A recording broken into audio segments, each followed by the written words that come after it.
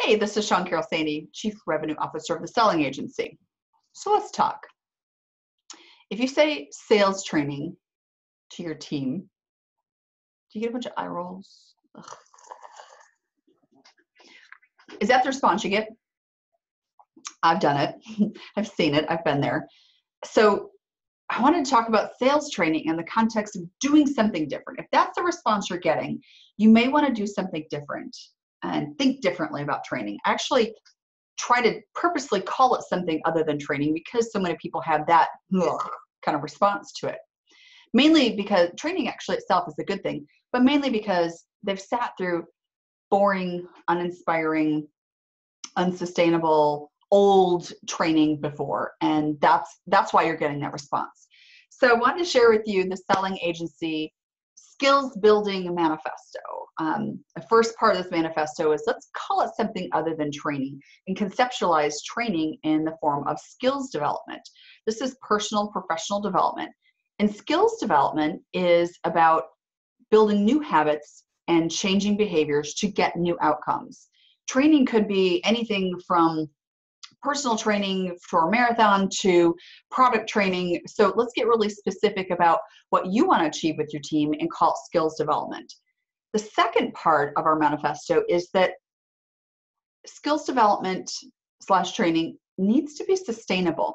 If you're going to invest in building skills in your sales team, how are you going to keep it going?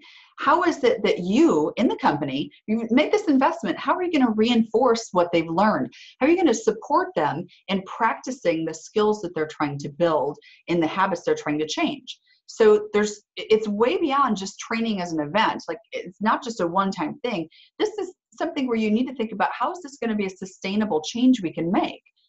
The statistics are something like, when you walk out of the room after a training session, you just lose 80% of what you just learned.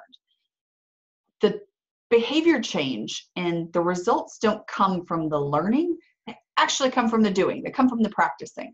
So how are you going to make your investment sustainable so that you actually can track and measure the changes in behavior and success?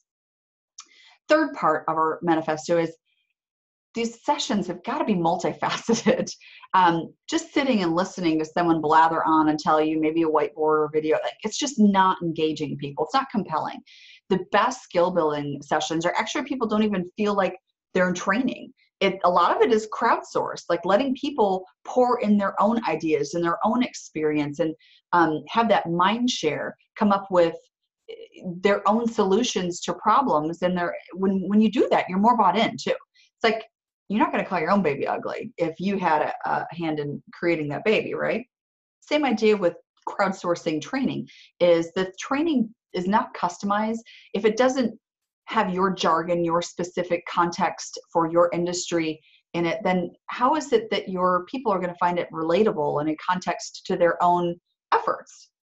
So it's got to be sustainable, it's got to be multifaceted. So this also means it needs to have different components. So could be role play, which again, you're gonna have a lot of people roll their eyes at role play. It's just one of the best ways to do that, but it also can be fun to do role play. Practice built in, different exercises. A lot of times in our training, in our skills building sessions, I have people up and down, like moving up and down, doing something physical. Because if you think about it, when you sit down, all your energy just goes through the floor and through your feet. But when you stand up, your whole body is actually engaged in the physical act of standing up. So when your whole body is engaged, your brain is much more engaged. And it makes whatever you're doing stickier. It makes you think more critically. You're literally thinking on your feet. A lot of times I'll have short meetings, we'll call them stand-up meetings, where you're just much more engaged. So having a multifaceted skill building session makes what you're learning stickier, giving people the opportunity to do what they're learning, get them out of their comfort zones, and it increases participation and absorption and adoption. So multifaceted. The last part of our training manifesto, is that it should be fun. It should be at the very least entertaining, building skills, resetting your own personal boundaries. There's so much personal change involved in this that we have to inspire people to do that. So humor is a fantastic way to do that. Like we build a lot of humor, and we think we're terribly funny when we're training and building skills. But having funny moments makes things, again, stickier. Think about like your favorite funny movies. You remember those parts because something about that humor that tickled you or touched you or compelled you to respond or feel a certain way, you remember that more. So funny, humorous, entertaining, heartfelt, moving stories. Doesn't just have to be funny, but really compelling, moving stories or moving moments, moving experiences. All this makes what you're learning stickier for when you're doing it, so that you can build skills, that you can change habits, you can build new behaviors that get new results. So if you're thinking about investing in sales training, really check out the company that you're looking at. What do they have? Programs that are set and static? If they've been coaching and training the same thing for 20 years, if they've been teaching the same stuff for a number of years, they're teaching it to your competitors too.